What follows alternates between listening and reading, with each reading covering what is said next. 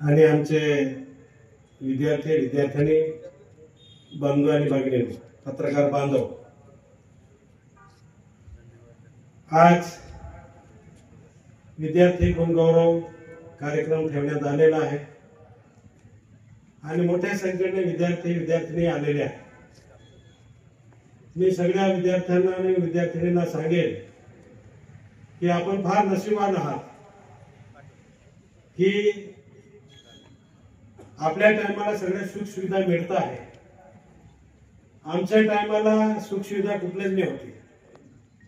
जिल्हा परिषद शाळेमध्ये आम्ही शिकायला जायचो, एक गोंट घ्यायचो आणि दगडी पाटी असायची, पेन्शिलवर लिहायचं, गोंठ हातरून बसायचं, अशी आमची परिस्थिती होती जिल्हा परिषद शाळेमध्ये।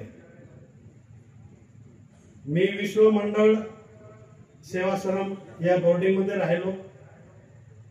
आम्हाला शाळेमध्ये जिल्हा परिषद शाळेमध्ये 4 वर्ष शिकलो, नंतर म्युनिसिपल हायस्कूल मध्ये गेलो।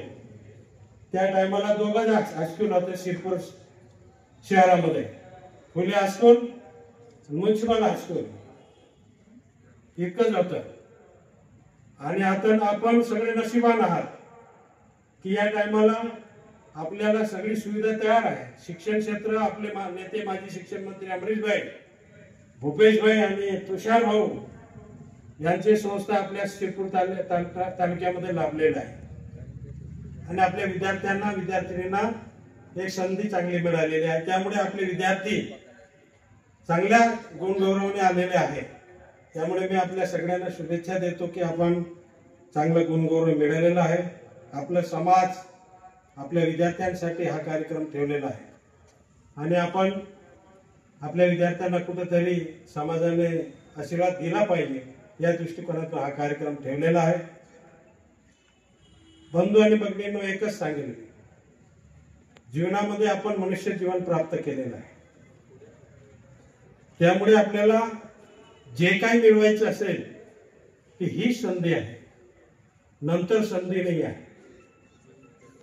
जे महापुरुष आहे आपले छत्रपती शिवाजी महाराज, महात्मा ज्योतिबा फुले, बाबासाहेब आंबेडकर, सावित्रीबाई फुले आणि जगद्गुरु तुकाराम महाराज हे आपल्या महाराष्ट्रामध्ये जन्माला आले। हे महापुरुष आहे। यांचा आदर्श घेऊन आपण पुढे चालतो आहे। जगद्गुरु तुकाराम महाराज हे जगामध्ये प्रसिद्ध आहे। काय हे सुद्धा समजण्याची गरज आहे आणि त्यामुळे आपण एकतर्फी न जाता आपलं हे जगद्गुरु तुकाराम महाराजांनी जे शिकवण दिलेलं आहे त्याच्याकडे सुद्धा लक्ष देण्याची गरज आहे। आज मी तुम्हाला सांगेन की जगामध्ये 2 प्रकारचे शिक्षण आहे। 2 प्रकारचे शिक्षण कुठलं आहे? एक अध्यापक आणि एक आध्यात्मिक। अध्यापक शिक्षण हे तुम्ही गुणगौरव घेऊन आलेले आहे ते शिक्षण, आणि आध्यात्मिक शिक्षण जगद्गुरु तुकाराम महाराजांनी दिलेलं आहे। आपण काय करतो आहे? अध्यापक शिक्षण चांगलं घेतो आहे।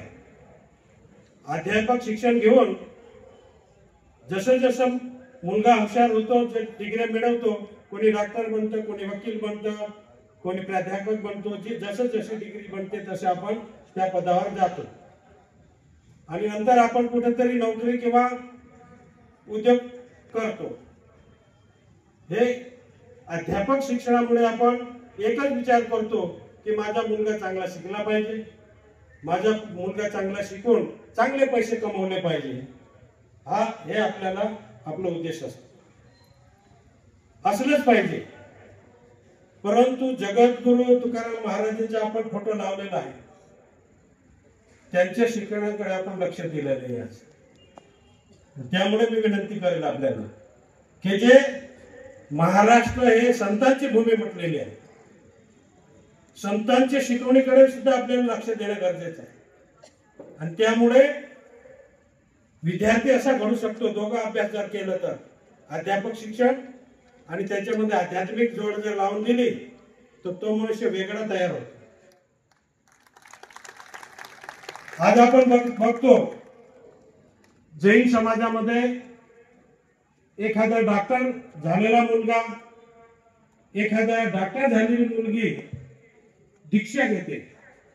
आपण बघितलं आहे ना, दीक्षा घेते आणि आपण सांगतो की ही मुलगी डॉक्टर झाली, हा मुलगा डॉक्टर झाला आणि दीक्षा का घेतो आहे असं आपण सांगतो. परंतु त्या डिग्रीच्या पलीकडे अभ्यास केलेला असतं त्यांचं आणि त्यामुळे ते दीक्षा घेतात. त्यामुळे मी आपल्याला सांगेन, आध्यात्मिकची जोड लावा. निश्चित आपला जो मुलगा आहे तो वेगळा तयार होईल, देश सेवेसाठी तयार होईल. आणि त्याप्रमाणे आपण सगळ्यांनी शिक्षण घ्यावं. आपण चांगली डिग्री मिळवली आहे, चांगला टक्केवारी मिळवलेली आहे, आपल्याला मी शुभेच्छा देईन. परंतु माझा जो अनुभव आहे तो मी आपल्याला बोलतोय. मला राजकारणामध्ये 30 वर्ष पूर्ण झालेलं आहे. गावाचं सरपंच 3 टर्म झालो, नंतर जिल्हा परिषद मध्ये गेलो, कृषी उत्पन्न बाजार समितीमध्ये गेलो आणि स्टेजवर बसलेले सगळे मान्यवर आणि आपल्या सगळ्यांच्या आशीर्वादाने चौथ्यांदा आमदार म्हणून गेलेला आहे. केवळ आध्यात्मिक मुळे गेलेलो आहे. मी आध्यात्मिक मार्गामध्ये आहे, त्यामुळे मी हे बोलतोय. त्यामुळे आपण सुद्धा घ्यावं, आमचे मुलं बी घेतले पाहिजे असं मला वाटतं, म्हणून बोलतोय. मला जे समजतं आहे ते बोलतोय. त्यामुळे जगद्गुरु तुकाराम महाराजांनी जे शिकवण दिलेलं आहे, महाराष्ट्र ही संतांची भूमी आहे आणि त्या संतांचं मार्गदर्शन आणि अध्यापक शिक्षण जर घेतलं तर तो विद्यार्थी वेगळा करू शकतो. त्या दृष्टिकोनातून आपण सगळ्यांनी पुढच्या भविष्यामध्ये आपल्या मुलांना घडवावं असं मी सगळ्यांना विनंती करेन. आणि पुनश्च मी विद्यार्थ्यांना शुभेच्छा देतो. आपल्या आई वडील यांनी चांगलं शिक्षण आपल्याला दिलेलं आहे, त्याचा सदुपयोग झाला पाहिजे. या दृष्टिकोनातून आपण सगळ्यांनी पुढच्या भविष्यामध्ये काम करावं असं मी आपल्याला विनंती करतो. आणि माझी